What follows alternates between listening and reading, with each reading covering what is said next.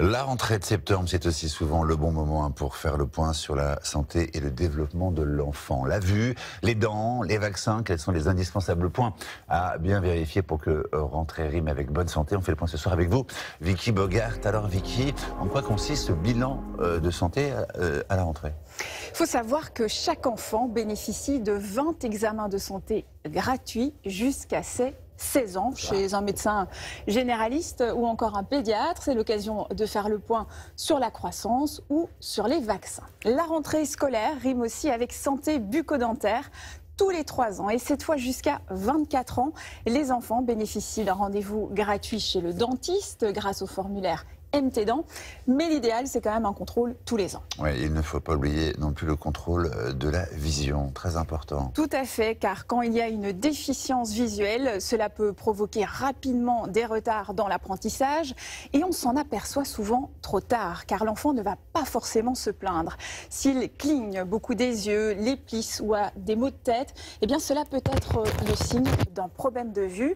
Un dépistage visuel est prévu durant la visite médicale scolaire entre 5 et 6 ans, mais le mieux est d'effectuer une visite chez l'ophtalmologue avant l'entrée en maternelle et avant l'entrée au CP, car environ 20 à 25% des enfants de moins de 6 ans ont des problèmes de vue et une majorité de ces troubles de la vue, décelés très tôt, peuvent être corrigés. C'est une bonne nouvelle. Et une très bonne nouvelle. Souvent, Vicky, on prend rendez-vous pour obtenir aussi des certificats médicaux pour les activités sportives. Alors, quelles sont les règles en la matière? Si l'enfant pratique du sport dans une association ou un club associé à une fédération, le certificat médical n'est pas requis. Il a été remplacé par un simple auto-questionnaire de santé avec des questions comme « Depuis l'année dernière, as-tu été opéré? As-tu la tête qui tourne pendant un effort ?» Et en fonction des réponses, une consultation médicale peut être nécessaire.